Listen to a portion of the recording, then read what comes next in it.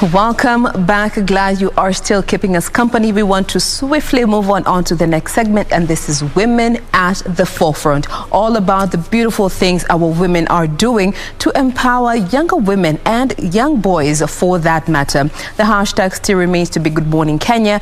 At KBC Channel 1 is our official station handle across the socials. My handle is at Jain Wambui. We welcome you to be part of this conversation. And today we have with us one beautiful lady who is doing amazing things for the community. She is Nassim Jahangir.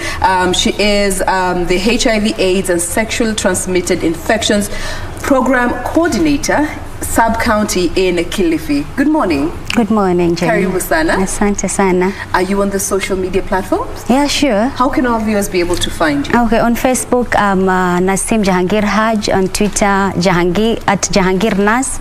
Also under our organization at Connect_to_retain. We're also on Instagram, Nassim Jahangir, also Connect to Retain. Awesome.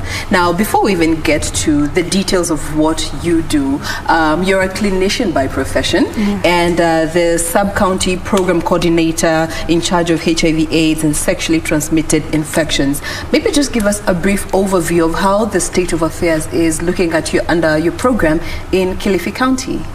Yeah, so Kilifi County is, as a program coordinator working with the Department of Health Kilifi County. Kilifi County is one of the regions that we term as medium hit by HIV infection.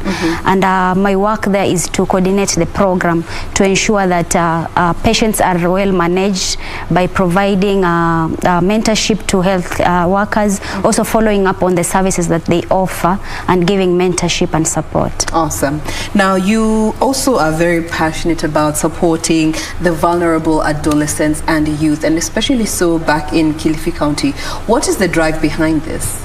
Yeah, so one time in 2010, I used to work in a clinic in the Kilifi County Hospital, and this was a HIV clinic where I used to meet children and adolescents living with HIV, and it was a turning point for me because they had a myriad of problems apart from just being HIV infection.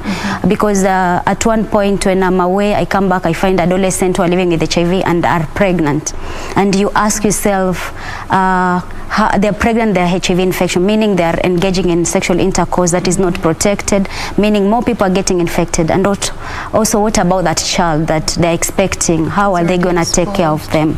So this drove me into really wanting to start a social welfare, and that's why I started a community-based organization called Connect to Retain.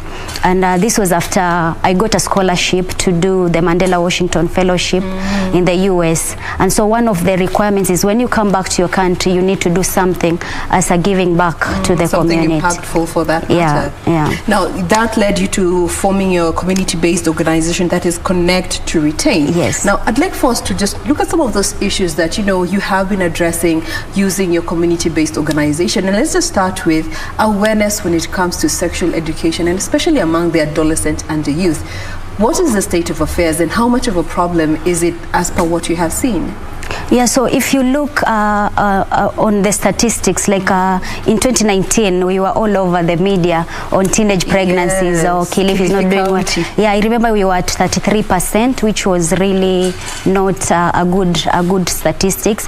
And with the impacts that we've had and the strides also that we've made through our interventions, and I think the support that Connect to Retain also has given to the county government in its using its strategies that they have and the support, we've managed to reduce the teenage pregnancies I think the recent statistics is around 13%, which is a great improvement. Yes. So the teenage pregnancy issue, we are handling it because the causative factors that were the disco matanga, the information. So we are ensuring that more girls are getting information, and also we conduct different modules and and interventions to reach out to these young people. Awesome.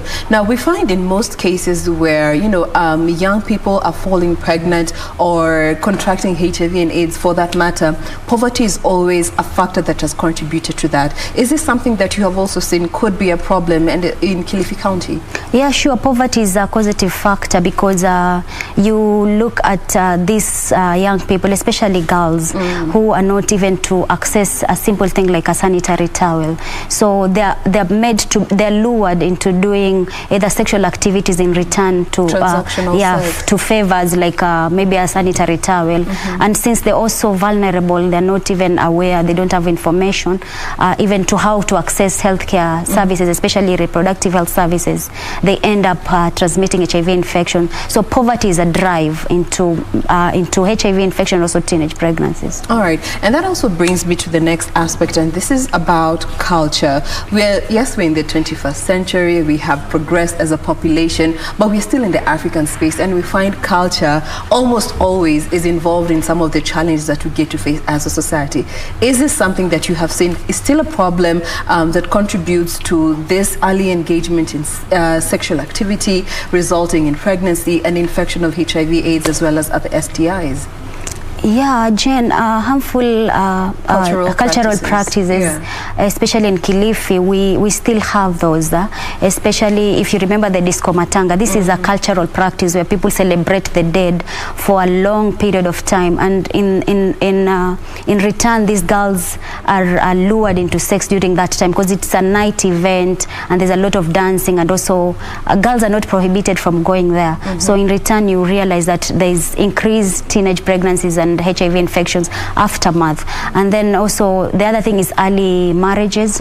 So we find that some of the girls in Kilifi County, especially in the rural areas, they're forced into early marriages before it's time because their parents don't understand the need to education, and also they feel like a woman's place is in the hands of a man, and also in the kitchen, and also having kids for the man. So they don't see the value of having the education for girls. So yes, it plays a factor for many communities in Kilifi County because it's a Mijikenda community that really embrace things like early marriages. Yeah. All right. Now that brings me to the community-based organization that you put together, Connect to Retain. What is the mission and the vision behind this community-based organization in mind with these challenges that you're looking to help alleviate, and especially so looking at this age group that you are targeting, their adolescents and their youth? Yeah, so Connect to Retain is the mission for Connect to Retain is to provide sustainable health, education, and entrepreneurship skills in the region, and in return, it visualize a just, a health, and prosperous society. So Connect to Retain has different thematic areas that we handle. Tell us a bit about those areas. Yeah, so we have education. So for the education, we have we provide English skills to school-going kids that are around 14 to 20. So the reason why we focus on English skills is because most of the subjects come in English, and also in cost, Kiswahili is not English is not our mdomo chetu. So we try to empower them with grammar skills, presentation skills, how to do their CVs, and also introduce them to different education sectors. Like we take them to university so that they can learn also about career development. So it prepares them for the future. And we're offering this in Kilifi County. We had 2 schools and also in Kwale counties. So currently the program is running in Kwale counties in 2 schools. At the rural area, one school is called Perani Secondary School and another one in Lungalunga. So the second one is a health thematic area. So this is very wide because we focus on reduction of HIV infections. So we are contributing towards the overall goal of WHO, reduction of HIV infection and also reduction of HIV-related deaths. So we have those infected and affected. Yes. So we are we support the county government in community outreaches. So we provide facilitations to the healthcare workers so that they can go to the mashinani and provide outreaches that include include cancer screening, sexual transmitted infection screening, HIV testing, and also giving treatment to common illnesses. Oh, wow. So in return, these girls are able to also access reproductive health information, and they're able to also be referred back to the facilities. Again, Connect to Retain also has invested in facilitators at the community level again.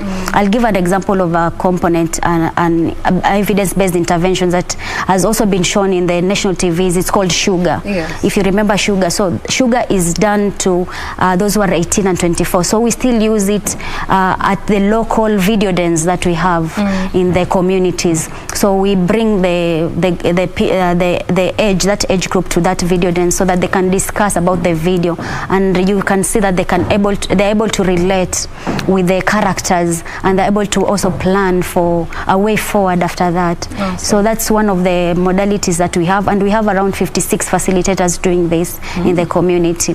We also have mentorship sessions. These we select role models in the community who are purely women below the age of 24, so that they can reach out to the younger ones who are upcoming also role models, so that you see, if you use someone from the community, it's easier for the community to own and they understand. So we have around 50 of them. So we use spaces in the community to provide that education. So they speak about reproductive health information, HIV information, how to abstain from sex, waiting, career paths, and a lot of things that support these young girls and women. All right. Yeah. And what has been the reception of the community, the larger community, towards this organization that you put together to address a problem that is within the community? What will you embrace, VP? Yeah, we really have good connection with the community, and they're so happy. And sometimes we get calls and they're like, we wish you could go to other counties. And we're like, yeah, I think this is a plan for the future. So we have good relationship with the community because our programs are community based, and in a way they're sustainable, because even beyond funding, Connect to Retain, when Connect to Retain is not able to still continue, because since we have empowered the young people down there, the program can continue even without funding. So we have different ways that we interact with the Mzee wa Mtaa. We bring them together. We have a community advisory board that has Mzee wa Mtaa. We have youth representation. We have the chiefs who participate, and also the Nyumba Kumi, and the youth advisory committee also. Okay. Yeah. Now, what are some of those other maybe projects or activities that you have engaged in? You know, I like the fact that you've mentioned the schools that you have been able to set up to encourage furthering the education. But what are some of the other activities and programs that you have engaged in as a community-based organization that you can say, as a result of this particular activity, we got this number of young girls to transition from, you know, or rather escape from harmful practices and are now in safe houses or in safe spaces or back in school? Tell us a bit about those activities. Yeah, so one thing that I'm proud of is the reduction in teenage pregnancies. I believe Connect to Retain has played part in reducing the teenage pregnancies statistics from 33% to where it is now. Because again, you look at our activities are really targeting those who are having those numbers. Exposed. Yes. Again, the other thing that we are also proud of is we have a Paralegal Aid Clinic where we bring in a lawyer, a pro bono lawyer at the community level to discuss issues of gender-based violence and mostly meet victims of gender-based violence. And most of the time we rescue them and bring them to rescue centers and also help them to also access justice. So I think this also has also helped in reduction of the GBV cases and also helping them to also be able to seek justice, because justice again is a very difficult thing, especially for the rural people. We have the kangaroo courts where they just solve issues at the homestead, and yet this girl continues to face the same problem. So we've really managed to do that. The other thing that I'm also proud of is Kenya has done the menstrual hygiene policy, I think some few months ago, and through Connect to Retain and other partners, we've been able to also domesticate the menstrual hygiene policy for Kilifi County. And if you look at this policy, then we are really looking to ensuring that human rights, and also as an investment for the county, to ensure that women and girls who menstruate are taken care of holistically. Yeah. So I think we will be the first county to launch this policy in Kilifi. That's beautiful. Yeah. But in doing all this, I'm sure there are those hurdles that you still get to face as an organization, and maybe you could highlight them here, and hopefully from this particular platform we could be getting solutions that would go a long way in helping deal with some of these challenges that you're facing as an organization. Yeah, so the biggest challenge now is number one, COVID-19 pandemic. I think it has cut across. It has affected so many programs. Did it disrupt the progress you had made so far in one way or the other? Yeah, because if you look at, we used to meet 30 participants. We're not able to do that anymore. So our numbers have to be reduced. Again, if you look at distribution of sanitary towels and dignity kits, we can't do it the way we used to do because we have to follow the MOH protocols. Yeah. So COVID-19 has affected us, but we believe that once it's over, we are able to really focus on our programs. Again, you see also funding has gone down because priorities have changed. It's not also about receiving grants, because people have focused and diverted funds to COVID-19 pandemic. So those are the challenges. We wish that we could broaden our services to other counties, but again, we have constraints in financial resources. Okay. Yeah. Now, maybe there's somebody that is watching us today and they would like to assist in one way or the other. What forms of assistance, whatever shape, manner, or form they may come in, do you feel are relevant in line with what you're trying to do and the problem that will ultimately come to work together to complement your work and for the ultimate good of those that you're targeting? Yeah, so my request is I really want to have a youth resource center in Kilifi County and Kwale County, because I feel we need that space, particularly for youth to come and engage with others and also learn a lot.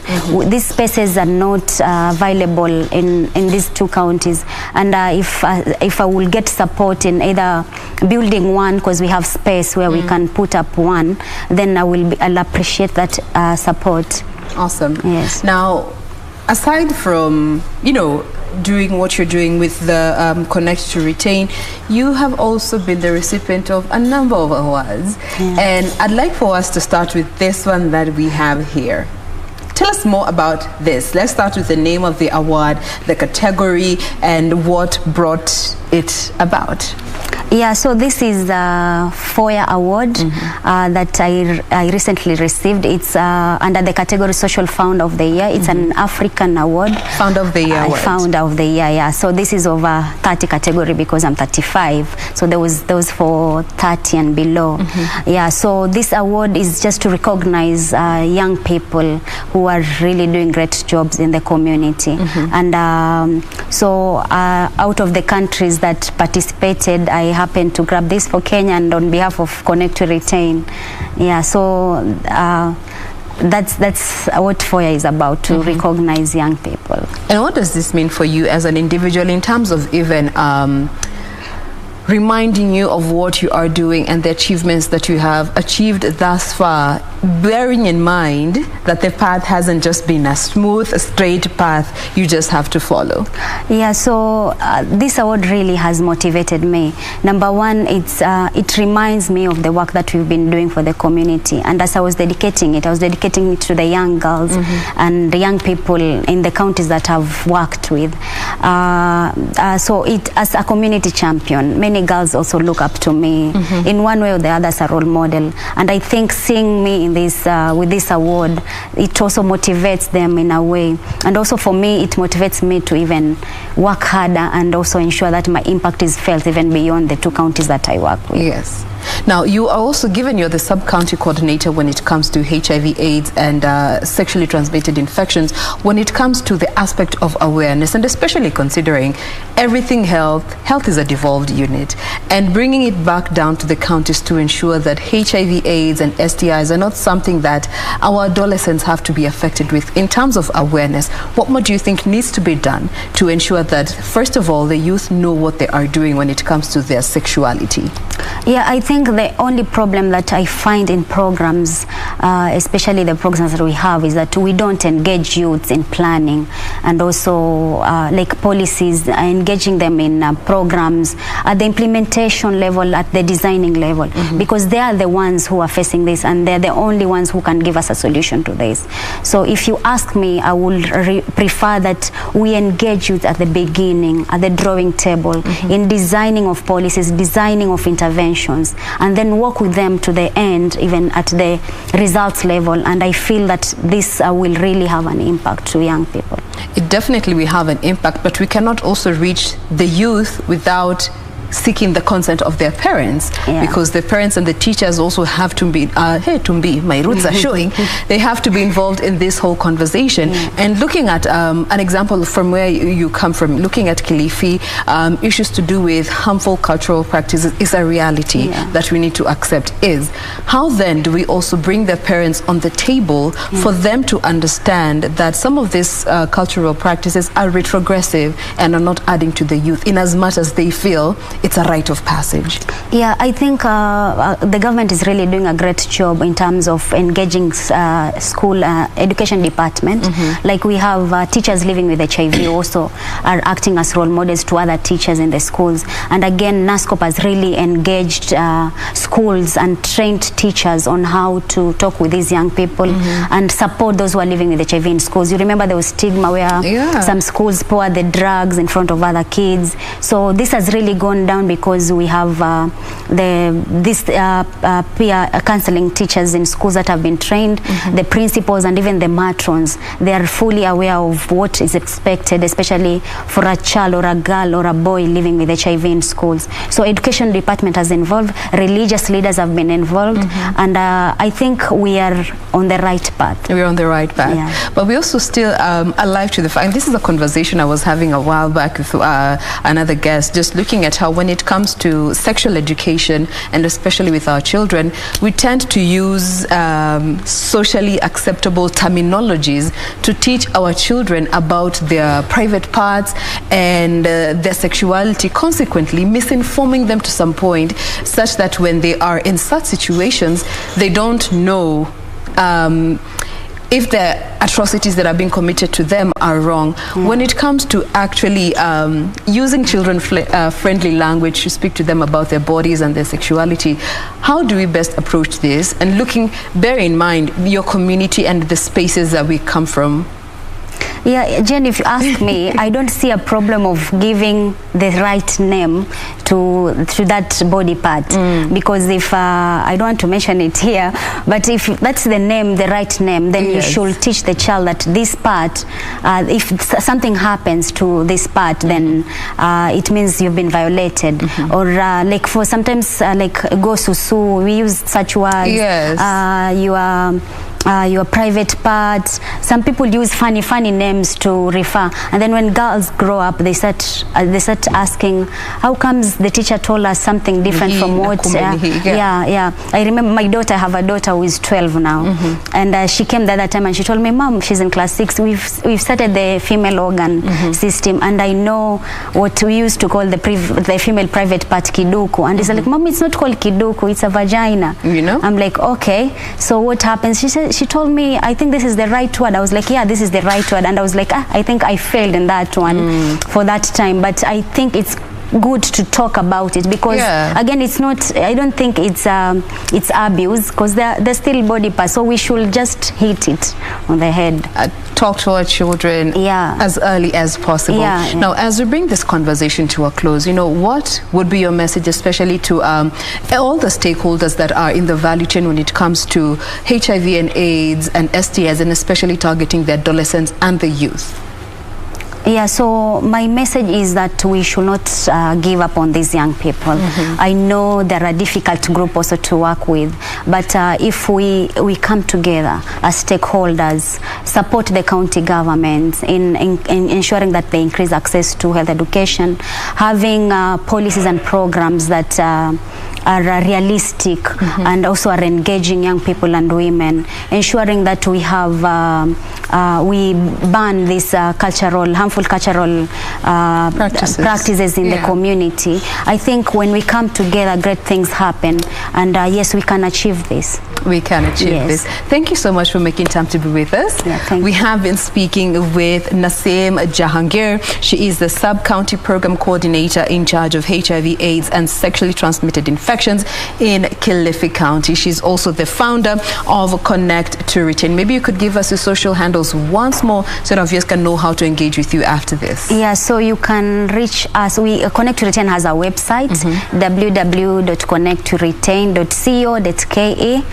We also, my Facebook is Nassim Jahangir Haj, Connect to Retain Coast. On Twitter, we are Connect_to_Retain. Nassim, my Twitter handle is Jahangir Nas. On Instagram, Nassim Jahangir, Connect to Retain. I think we're all over social media platforms. All right, just Nassim Jahangir or Connect to Retain and you'll be able to find them. Yeah, sure. Thank you so much once again, and keep doing what you're doing. We're here to support you. Thank you, Jain. All right, that brings us to a close of Women at the Forefront, but we are not yet done. We have another discussion coming up in a bit, so keep it here. We'll be right back.